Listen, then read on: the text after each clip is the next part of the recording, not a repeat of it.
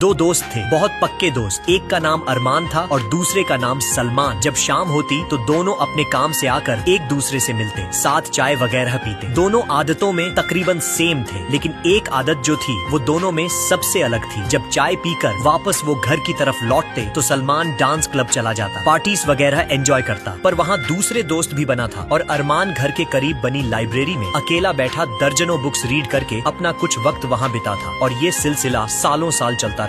फिर दोनों की शादी हो गई और वो एक दूसरे से बहुत कम मिलने लगे और एक वक्त बाद दोनों अपनी लाइफ में मसरूफ हो गए। देखते ही देखते इस बात को कई साल गुजर गए। एक रोज अरमान की बेटी का रिजल्ट डे होता है और अचानक रास्ते में उसकी कार खराब हो जाती है, तो कैब बुक करके स्कूल की तरफ निकल जाता है, बहुत खुश और एक अलग ही सोच में गुम होता है, क्योंकि उसकी शहजादी बेटी का रिजल्ट होता है। स्कूल पहुँचते ही वो कैब वाले से कहता है कि मेरी बेटी आती ही होगी, फिर हम दोनों को घर ड्रॉप कर देना। कुछ देर बाद बेटी हाथ में ट्रॉफी लिए भागकर अपने बाप की तरफ आती है और दोनों खुशी से गले लगकर बातों में मसरूफ हो जाते हैं। घर पहुंचकर अरमान बिल पे करते वक्त ड्राइवर पर गौर करता है तो अचानक दोनों एक दूसरे को देखकर शॉक्ड हो जाते हैं। सलमान तू, अरमान तू। अब सलमान बहुत शर्मिंदा होता है ये देखकर कि अरमान उसके दोस्त का तो इतना बड़ा बंगला, बेटी टॉप क्लास स्कूल में, एक बेहतरीन लाइफस्टाइल और वो खुद एक कैनब में ड्राइवर। अपने पुराने वक्त को सोच सोच कर पागल हो जाता है कि काश उस वक्त डांस पार्टीज को छोड़कर कुछ अपने फ्यूचर के बारे में भी सोच लिया होता। तो